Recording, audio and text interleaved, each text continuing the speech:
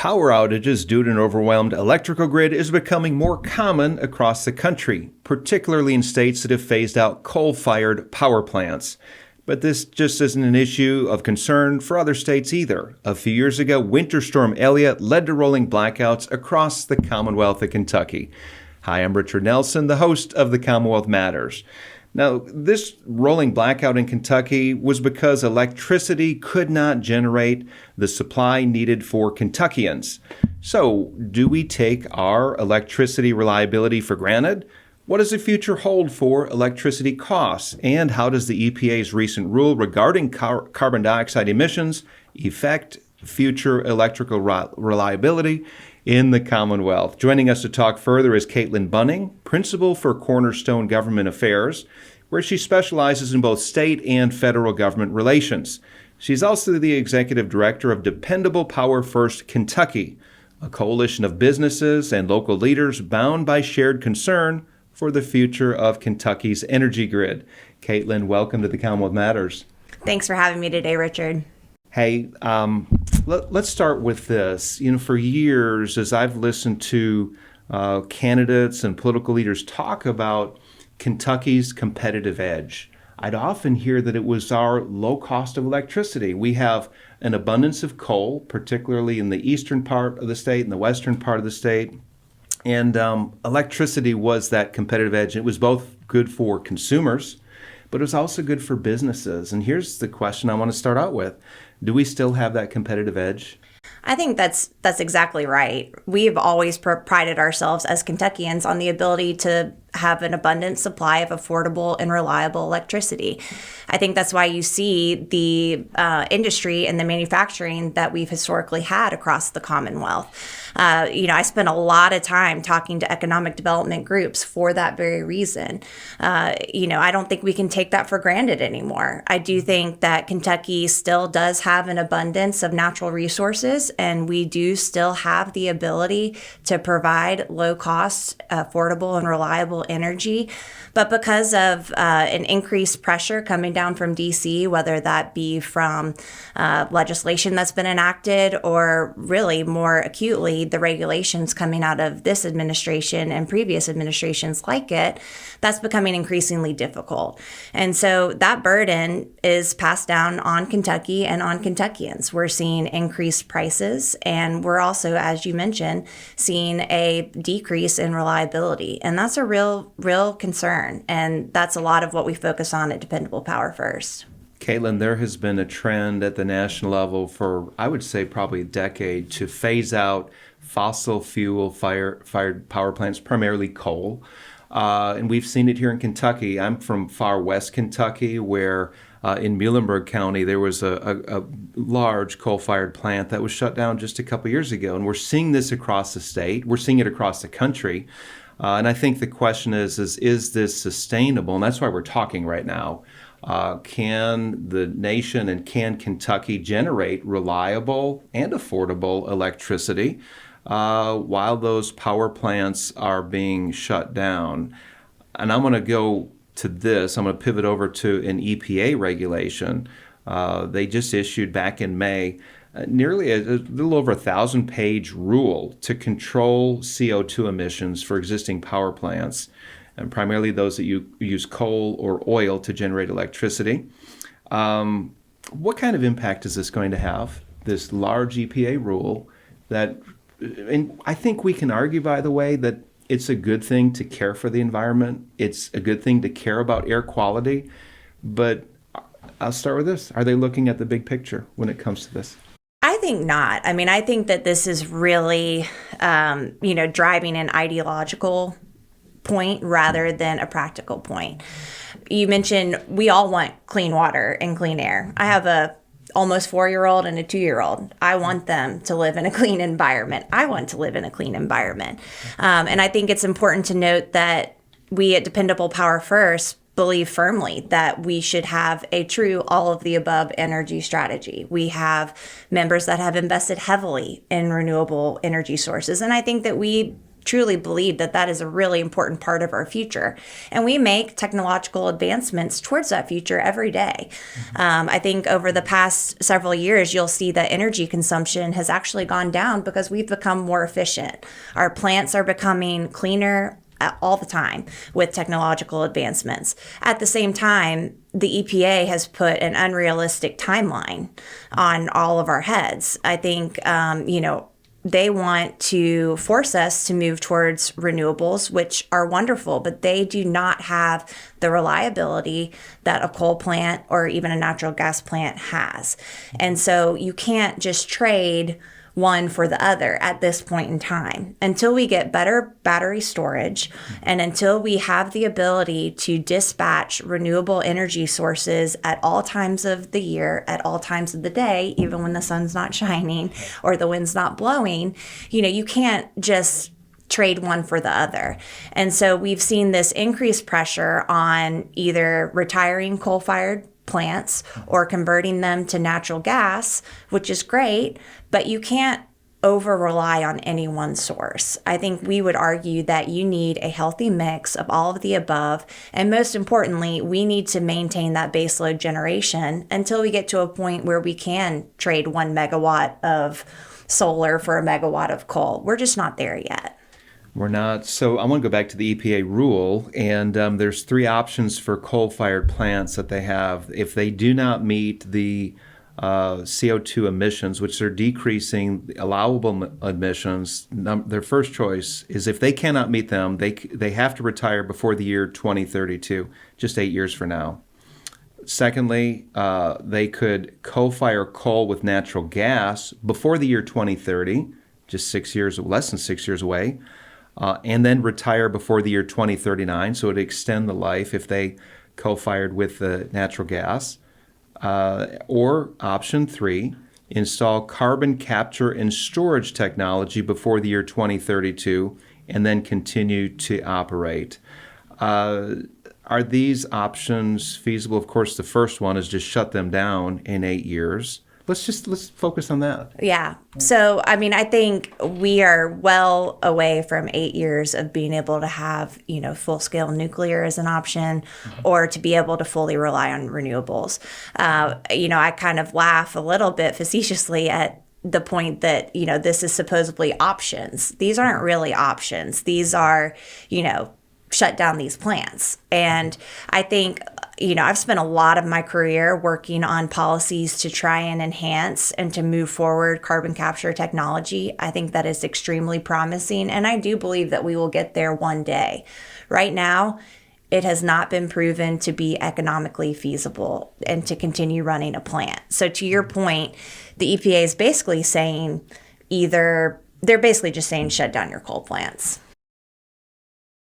Hi, Richard Nelson here. There's got to be a better way to engage politics. That's why I wrote a new book focusing on how Christians can lead the way. It's called Christianity and Politics, a memoir of spiritual formation and field guide for Christians in the public arena. This is a refreshing perspective on how believers can engage the political realm, and it's available for pre-order on Amazon today. So please check it out. I think you're going to find it helpful. If you're just tuning in, you are joining me, Richard Nelson, and Katelyn Bunning of Dependable Power First Kentucky, and we are talking about energy reliability in the Commonwealth of Kentucky. Katelyn, what happens if these coal-fired plants fail to shut down or retire before the year 2032 and they can't meet the other ones because there are real costs involved with carbon capture technology or with co-firing? And are there penalties if they don't? There are major penalties. And I think really the penalties I'd like to focus on most of all is at the end of the day, these utilities still have to deliver for their customers. Most of us don't think much about when we go to turn on our light switch, where that power comes from or how it gets there. We just want it there, right? And we want it to be affordable. Yeah. And so, these utilities are going to have to scramble to try and backfill that loss of capacity. So yes, there are major penalties, but the options, again, are limited. We have one member, for instance, who estimates that it would cost them close to $10 billion just to bring one plant into compliance under this regulation, one coal plant. So obviously they'll be forced to close it. And that is one of their plants that they rely most heavily on to deliver for their customers. So, it's a real issue, and something that I think every Kentuckian needs to be aware of. This isn't just something that the utilities have to figure out.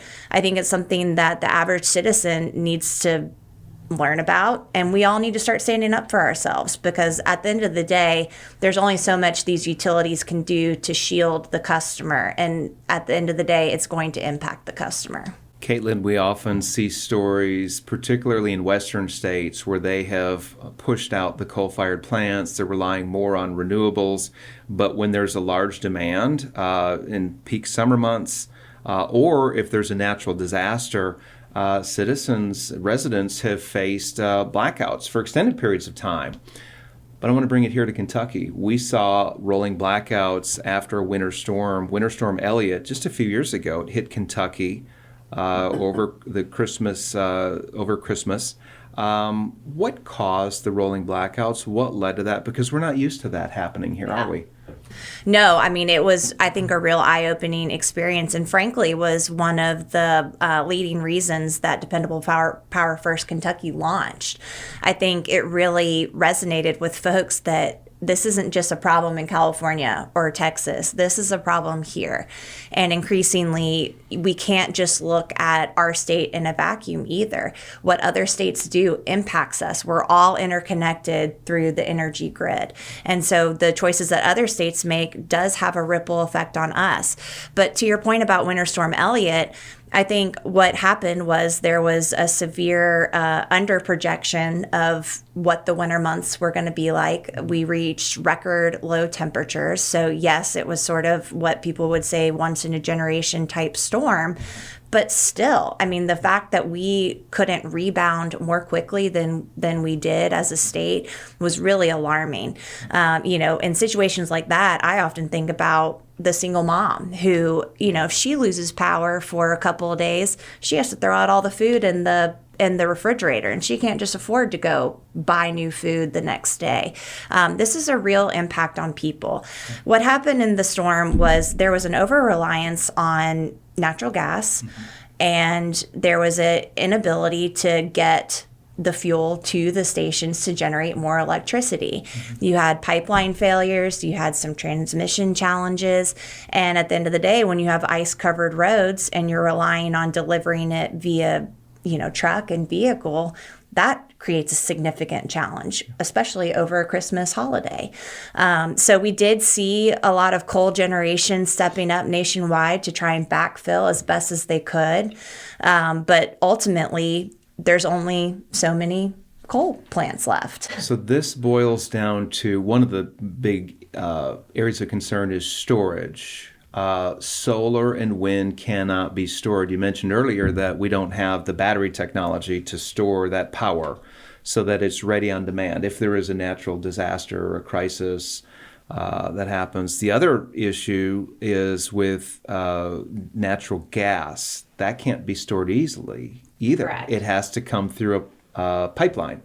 And you said that during Winter Storm Elliott that it was there was a problem with the valves, or what happened? Yes, there was a pipeline malfunction, ultimately, is what it boiled down to. There were a lot of things that went through it, and we have some really extensive studies looking into Winter Storm Elliott, and the grid operators have been looking into it. So I think there was a lot of complicating factors, but ultimately, yes, there was a pipeline malfunction.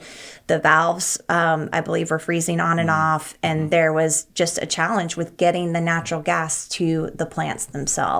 What I will say is, coal isn't perfect either, which is why we rely on an all of the above strategy, but you can store coal on site, right? And you can't, it's not always easy to ramp up a plant immediately, but you have that fuel on site and you have reserves. And so it's important to have both. So, and that's the point I was getting to. So with coal at a coal-fired plant, typically they'll have 30 to 60 days of reserve right there. So if Correct. there's a need, you can put more coal into the coal-fired burners and generate electricity as needed. Whereas the other two sources of electricity aren't, you don't have this storage capability. Correct. It's not always readily available. And I think, the batteries for renewables, we make advancements on those all the time. And I think that we'll continue to make those advancements, but we're not there yet. Yeah. Now, the state legislature has addressed prematurely closing down coal-fired plants. Senate Bill 4 was an effort a couple years ago, and it said that before a coal-fired plant is shut down, there must be a study and analysis of long-term effects. Then there was Senate Bill 349, which set up the EPIC Commission, which required them to, among other things, to develop an energy policy for the Commonwealth of Kentucky. Now, there's an interesting overlap, or interesting dynamic here, in that you have these energy, often cooperatives, that are supplying energy, the electricity, to residents of Kentucky. So there's a public aspect there. And we have a public service commission that overlooks energy production and energy policy, yet these specific cooperatives across the state, and I think of like KU, Big Rivers over in far west Kentucky, LG&E. You have these cooperatives that are servicing their customers, and yet there's no long-term energy policy that they have or that the state has. And Senate Bill 349 is requiring that. Is this something that would have helped us if we had this policy in place a few years ago, or this requirement? Hey, if you're going to close down a plant, and this is one of the provisions, if you as an energy cooperative, correct me if I'm wrong, close down a coal-fired plant, tell us how that will impact times of, let's say, a weather crisis, or times when there's high demand for electricity. Apparently, they've not done that before. Would that have prevented maybe the rolling blackouts during Winter Storm Elliott? I will say, in defense of the utilities, they do actually project sometimes 20, 30 years in advance, because they have to, make important decisions about, do they update current plants? How much generation do they project? But I will say that we're sort of in unprecedented times a little bit, in the fact that, from the federal level, it's a moving target, and these regulations come and they hit almost immediately. And then on top of that, we've seen a resurgence in manufacturing and data centers, in AI facilities, and those are EV facilities. We have, that's been a bright spot in the Commonwealth. We've seen a increase in EV manufacturing. Those are all highly energy intensive. So for the first time in a long time, we're seeing demand increase. So you have all of these factors that are kind of hitting at once, and the utilities are having to sort of scramble to react to those. So, they do those projections. But what I'll say about Senate Bill 4 and Senate Bill 349 is that we're lucky here in Kentucky that we do have a General Assembly that is thinking keenly about this issue. They see the risks that are coming down the pipeline, so to speak, and they're trying to do what they can from a state perspective to protect the citizens of the Commonwealth, but back to your original point, to also protect Kentucky's competitive edge, or historical competitive edge. And so I think, while yes, this is sort of under the mandate of what utilities can and should have been doing all along, it sort of reinforces that this is a problem.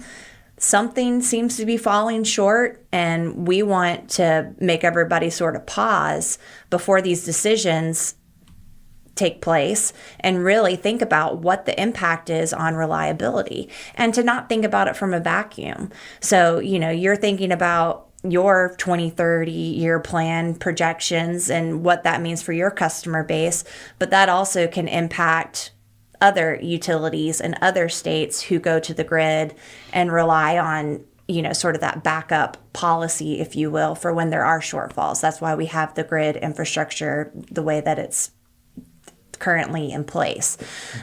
So yeah, I think both of those bills really show that the General Assembly is keenly aware of these challenges, and they really are trying to do what they can to put an emphasis on the need for I want to reliability. go back to projected future needs. You mentioned the EV production coming online. There's a major plant that's being built over in Hardin County, not far from here.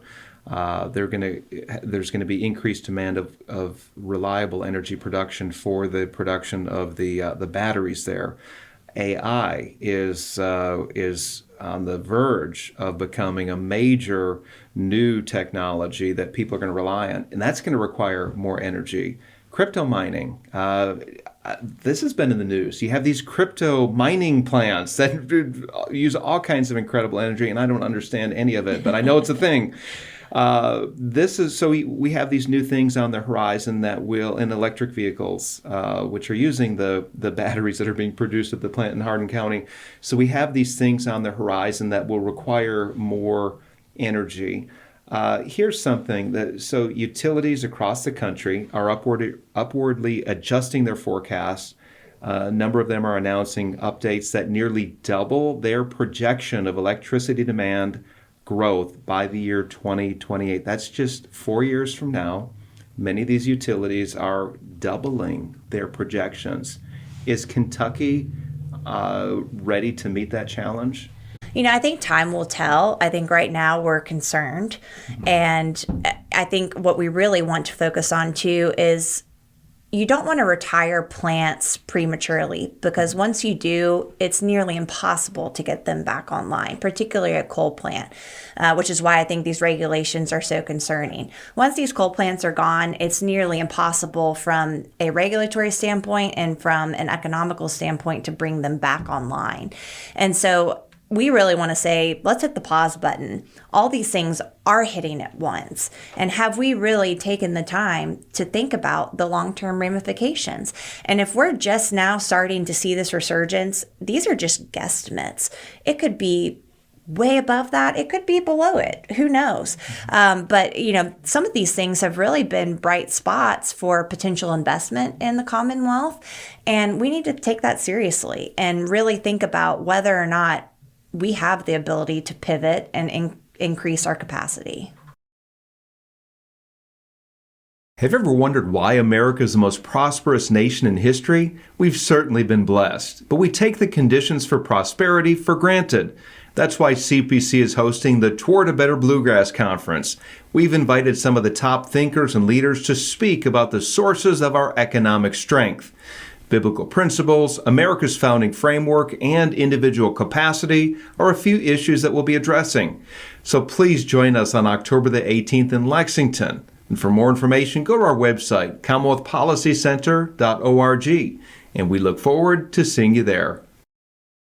If you're just tuning in, I'm Richard Nelson here with Katelyn Bunning, and we are talking about reliable and dependable energy in the Commonwealth of Kentucky. Katelyn, the North American Reliability Corporation, NERC for short, and grid operators, which includes parts of Kentucky, have publicly warned the administration. They're talking about the federal Biden administration and federal agencies that grid reliability is at risk because of coal retirements. Is anybody listening in the Biden administration or at the EPA? That's a good question. I ask that question often, just in frustration. I do think you'll see in some states they have either paused or reversed plans for plant retirements. I think even in Kentucky, that's been part of the discussion. And frankly, I think and I hope that we'll see more of that. I don't know that the administration's listening. You have a multi-state lawsuit led by our Attorney General here in Kentucky, General Coleman, who's been very fierce in this battle. So you do have states that are trying to stand up for themselves and make the federal government listen. We've been through this battle before, and back in the Obama administration, basically the exact same regulation was put in place, and you saw the Supreme Court take an unprecedented stay where they stopped the regulation from being enforced just at the district level before letting it play out through the entire court process. And then here we are again with the Biden administration trying to accomplish the same goals and just sort of taking that court decision and saying, well, we're going to do it anyways. So often it is frustrating to feel like the federal government is not listening to the alarm bells. And I should say these regulatory bodies, the grid operators and NERC, they're unbiased sort of third-party observers. They look at the markets. They know this industry through and through. They are the premier experts, if you will. And so for them to be looking at this and to continually be ringing the alarm bells and to feel like no one's listening is very, very concerning. And all the more reason why I think we at Dependable Power First feel even more emboldened to try and stand up for Kentuckians and try and add the human voice to that concern. The federal government has subsidized and encouraged renewable energy sources like wind and like solar, and we've seen more of that come online in the last couple of decades. But as we're talking about here, that is not enough. It is not reliable. It can't be stored efficiently. At the same time, I understand that there are incentives to retire coal-fired plants, and that goes into part of the consideration for Kentucky plants or Kentucky utilities closing down those plants, especially those that are less efficient, those that are just, it's economically not feasible to put new scrubbing technology into their smokestacks or to bring them to the place where the EPA is demanding. So we see some incentivization of alternative electricity generation. We see incentivized efforts to close down the plants, and yet this is not, it's not going to help us based on the demand in the future. When this is brought to the attention of federal policymakers, what's the response that you're hearing? You know, oftentimes we hear that renewables are so cheap and, coal and natural gas are becoming increasingly expensive. Well, you can't necessarily look at the energy markets and with a straight face try and say that it's a free marketplace. To your point, there are tax incentives, there are credits that are real, that's real money, and those are major driving forces for a marketplace. And then on top of that, when you have regulations that are coming down that make it impossible or too expensive, i.e. impossible to operate certain energy sources, and then you try and tell the American people, well, it's, coal is just too expensive to operate. Well, why is coal too expensive to operate? It's because increasingly there are more and more higher standards that are put on these coal plants that the other energy sources don't necessarily have to face. And then they also have a sort of a windfall of credits and market drivers that push towards that direction. So it's no wonder why we are where we are. If you're a utility, you are more or less forced to go towards this direction. And, at the end of the day, the utilities know that when you go to turn your light switch on and it doesn't come on, you're not going to blame the EPA, you're going to blame your utility provider. But they're also just doing what they have to do to continue to operate, to continue to deliver to customers and do it as cost effectively as they possibly can. So I think you can't look at the marketplace with a straight face and try and say that it's a fair and open market. It's not. You mentioned Attorney General Russell Coleman, who had some strong words about these federal policies that jeopardize reliable and dependable power in the future here. And this is what he said in a statement not long ago. Hope is not a strategy, especially when our jobs and our families are on the line. Simply hoping that unproven technologies will be able to fuel Kentucky's economy is irresponsible. The EPA's crackdown would demand Kentucky's coal-fired plants take aggressive steps to curb emissions or force them to close. What specifically is Attorney General Coleman doing regarding these EPA mandates?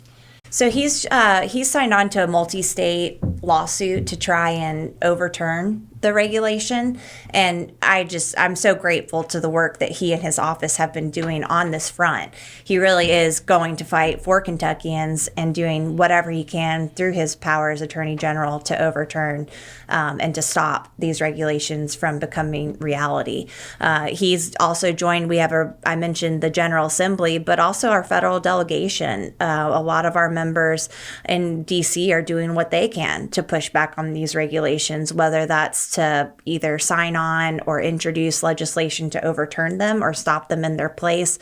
So, we do have a number of elected officials in Kentucky, first and foremost, General Coleman, who really are trying to stand up, use every tool in their toolbox, whether that be through the legal system, the legislative process, or the regulatory process, to try and protect Kentucky as much as they can. One other thing that we've not talked about, we've talked about the regulation of existing coal-fired plants and the high standards that the EPA has imposed upon them. What about the creation of new coal-fired plants that would meet the EPA's requirements from the beginning? Is that feasible? So, back to our discussion about the carbon capture technology, this is something that the federal government has been investing in, private industry has been investing in, higher education, UK, their Center for Applied Energy Research, they do great research on carbon capture, and it's definitely worth a tour if you're ever interested in seeing how they go about looking into this technology. So I think we're making progress all the time. But what I will say is there are a few large-scale plants that have come online and they've been billions over budget.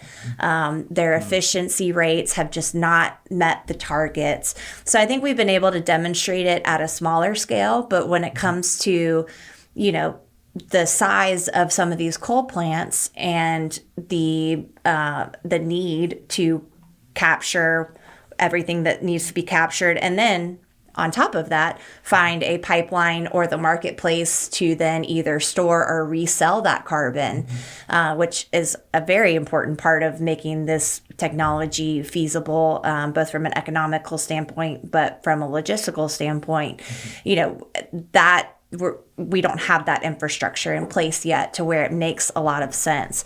And I think, I'd like to think that as we make advancements, people will go back to coal and say, hey, well, let's bring a new plant online that, meets all these standards. But who's going to want to invest in a coal plant when they constantly feel like the finish line's being moved on them? Yeah. I think people love to act like we haven't made developments already, that we're still a coal plant is the coal plant of, the 40s and 50s. It's not. I mean, if you go and visit a coal plant, there's a lot of high technology that is in place, both to scrub, to, capture various harmful or concerning chemicals. And so we've made a lot of progress. We've become more efficient. We've become cleaner. And so, I like to remind people that we're getting better at this every day. That's, the human race. It's natural part of who we are. We are constantly seeking advancement and development, and coal is not an exception to that. I just think that, again, the timelines and the demands from the federal government are unrealistic, and they know it. Katelyn, do you expect any legislation in the upcoming General Assembly session in 2025 that would address Kentucky's future power needs and also energy reliability? Is there anything that's being talked about right now? That's a great question. As you mentioned, the last two sessions, we've seen a lot of activity in the space, and with, looking at this new commission that was set up through Senate Bill 349, I imagine the legislature will be watching that very closely, and we very well could see something pop up. We're watching the interim very closely to see what the General Assembly is focused on and what sort of questions they're asking, and we stand ready to help with those efforts however we can. As far as specific legislation, the way that we approach these things is if there's policy that's out there, or if there are ideas being kicked around, we look at it through the lens of, is this going to help or hurt reliability? Is this going to help or hurt the prices of electricity? And, we sort of offer our expertise and our thoughts through that lens, right? And so I think we will be watching very attentively to see what comes about and how the discussions pick up after Senate Bill 349. I think there was a lot of tension, and it wasn't necessarily smooth sailing all the way. There are a lot of differing opinions about what needs to be done or what doesn't need to be done. I think from our perspective, we believe that Senate Bill 349 was a positive step towards a more reliable future for the Commonwealth. And so we stand ready to partner with those members and help however we can. So that's at the state level. At the federal level, that's where much of the power and authority comes down. We have the Clean Air Act that goes back for 40, 50 years. And it's the EPA that is issuing mandates. And of course, the EPA is under whoever controls the White House. It's an executive agency. Is it fair to say that our future energy policy will be determined by who wins the presidential race this November 2024? Absolutely. I mean, I think, again, I mentioned that a lot of this popped up under the Obama administration. And then when you had the Trump administration come in, they spent the bulk of his 4 years trying to unravel a lot of those regulations, which we were thankful to see. And, now you have President Biden in place, and you see a sort of just a regurgitation of the same policies. And so it does sort of sway back and forth based off of who is in office. And I think, again, that's why I tend to have sympathy for the utilities, because they have to make 20, 30-year plans based off of something that has changed every 4 years, right? So I think, one, we'll be watching closely what happens with the court case that I mentioned that Attorney General Coleman has signed the state up for. That's a really important case that we're watching very intently. We're watching to see whether legislation to stop and overturn these regulations can gain any traction, pass the House. Obviously, with the Senate run by Democrats right now at the federal level, the legislation will come up, but we'll see whether or not it has a shot of passing. And then, yes, we'll see what the makeup of both Congress and the administration are after the November elections. And I think that will really be a turning point to see kind of what we're facing come January. Yeah. I want to close on this idea that reliable energy and the ability to turn your light switch on and to have the lights actually turn on is really not a Republican or Democrat issue. No. People in Kentucky want to know that they have electricity when they come home at the end of the day, that their refrigerator and their freezers are working. So it really is not a partisan issue. And to be clear about Dependable Power First, Kentucky, you're not against alternative forms of energy. Not at all. No. I mean, I think I mentioned briefly, but we have members sort of across the scale of the energy sector. We have utilities and co-ops that are members. We have local economic development boards, local chambers, elected officials that have sort of joined our coalition and are lending their voice to this issue. But as I said, the utilities that we do have, they've invested heavily in renewables. We have a union that has joined, and they specialize in installing solar panels and renewable technology. But even they understand that in order for that technology to keep moving forward, you need a backup plan. Yeah. And so I think, a lot of people like to go around saying that they are for an all of the above energy strategy.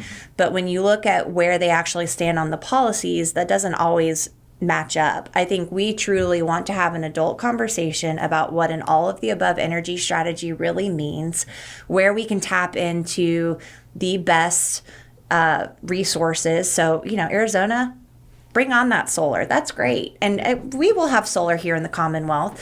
But, we have a lot of coal here, and we have natural gas in the region. And so the ability to utilize that while we continue to make advancements is paramount importance. Otherwise, I think we'll just fall behind altogether. You can't force technology advancements no matter how much the EPA wants it to. We're all moving that direction. People are working day in and day out to make those developments.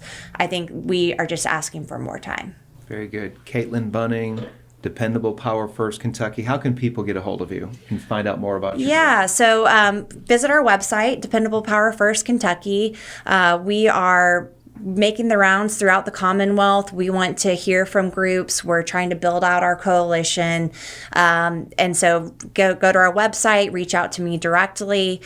We really need more people to join our charge, and we welcome any and all opinions. All right. Thank you so much, Katelyn. Thank you for having me.